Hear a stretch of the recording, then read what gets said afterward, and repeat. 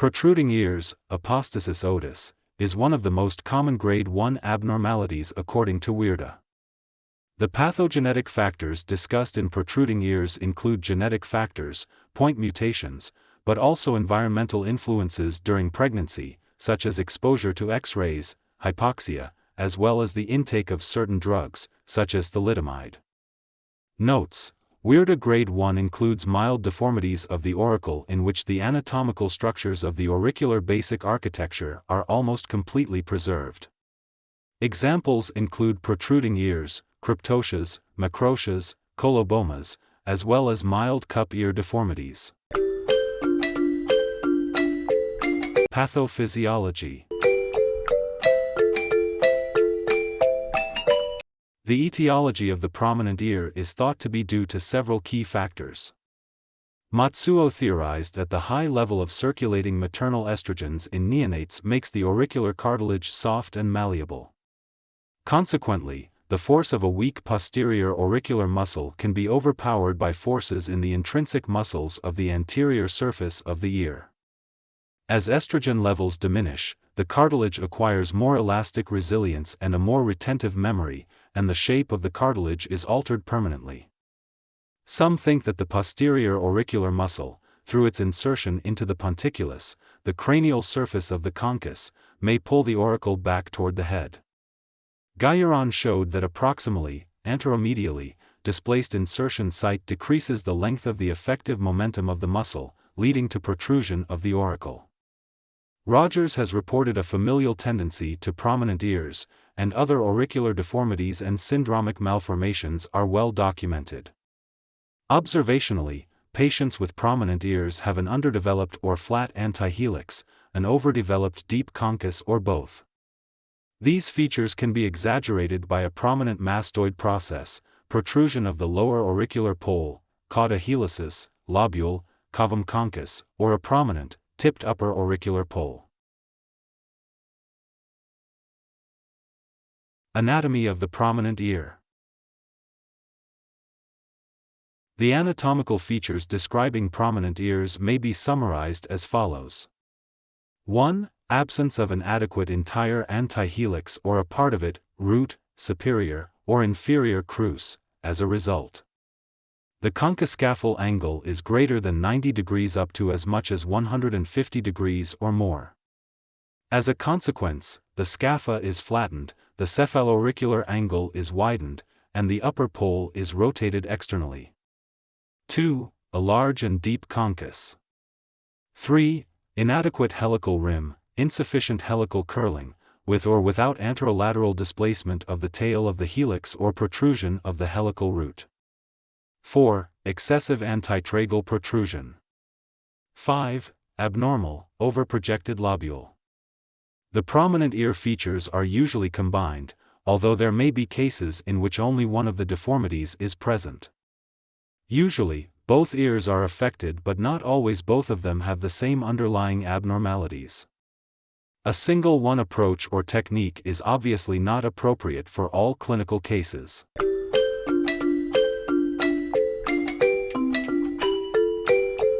Comparison between normal and prominent ear.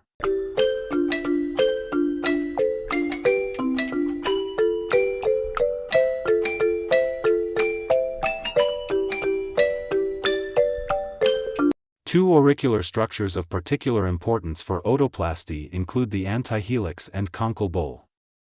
Broadly speaking, prominence of the results from either absent or blunted antihelix and or deep conchal bowl than normal. Common areas that contribute to prominent ear. Increased conchomastoid angle, normal equals 90 degree. Increased conchocephalic angle, normal equals 90 degree. Increased auriculocephalic angle, normal equals 20-25 degree. Increased conchal bowl depth, normal equals 15 mm. Increased distance from the helix to mastoid, normal, at superior helix equals 10-12 mm, mid helix equals 16-18 mm, caudal helix equals 20-22 mm.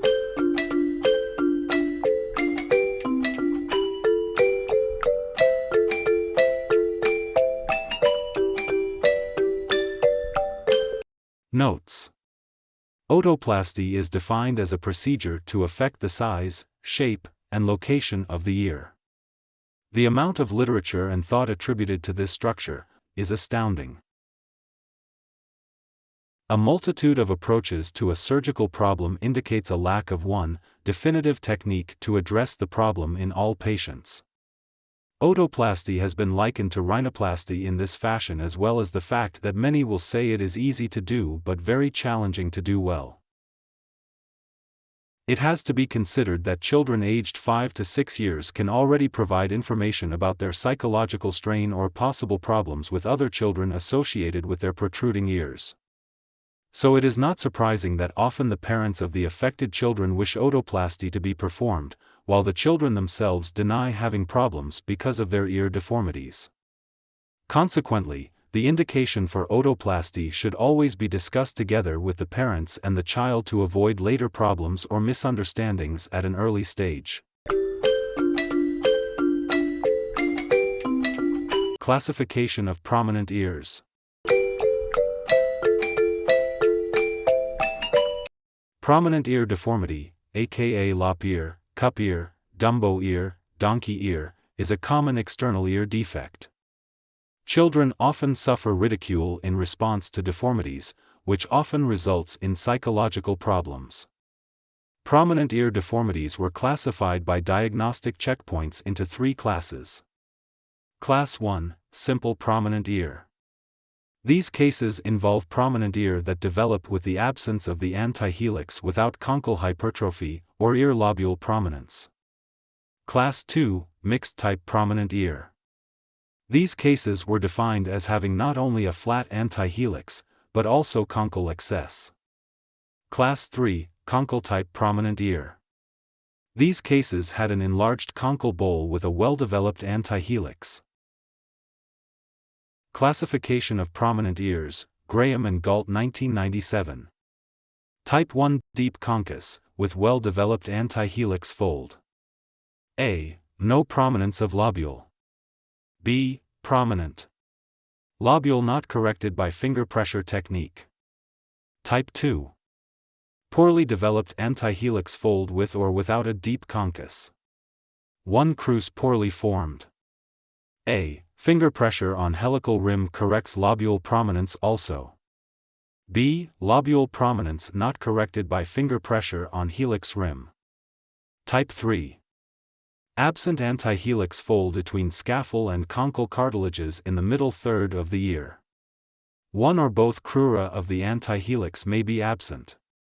A. Creation of the antihelix by finger pressure on helix rim also corrects lobule prominence. B. Lobule prominence not corrected by finger pressure on helix rim.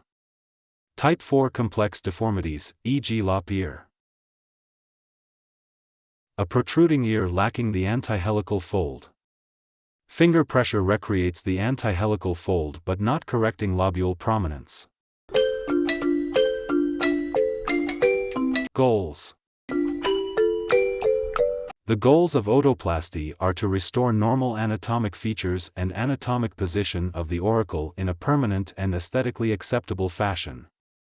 Otoplasty operations are individually tailored to each patient. However, the classic goals of otoplasty were outlined in 1968 by McDowell and hold true to this day. All trace of upper third ear protrusion must be corrected. The helix of both ears should be seen beyond the antihelix from the front view. The helix should have a smooth and regular line throughout. The postauricular sulcus should not be markedly decreased or distorted. The helix to mastoid distance should be in the normal range of 10 to 12 mm in the upper third, 16 to 18 mm in the middle third, and 20 to 22 mm in the lower third. The positions of the 2 ears, i.e., the distances from the lateral borders to the head, should match fairly closely to within 3 mm at any point. Goals of otoplasty according to La Trenta. Production of a smooth, rounded and well-defined antihelical fold. A conchoscaphal angle of 90 degrees, and conchal reduction or reduction of the conchomastoidal angle. In addition, any procedure should provide symmetrical and reproducible results and avoid unnecessary costs and complexity, scars, complications, and recurrence. Simply, the goals of an otoplasty should be as follows. 1. Normalization of protrusion. 2. The helix should protrude slightly, 2 to 4 mm, more than the antihelix from the frontal view. 3. Smooth and anatomic contour. 4. Maintenance of postauricular sulcus. 5. Symmetry within 3 mm. 6. Avoiding overcorrection. To achieve these goals, numerous techniques have been described, many of which produce acceptable results. Before the prominent ears are corrected, it is necessary to assess the physical attributes of the ear or ears. If the upper third of the ear protrudes because of an absent or weak antihelix, the surgeon must create the antihelical fold. If the middle third is too prominent, the surgeon must recess the cartilage excision or suture fixation. If the lobule protrudes, the protrusion must be corrected by resecting or retropositioning the cartilaginous tail of the cauda helicis or excising the retrolobular skin.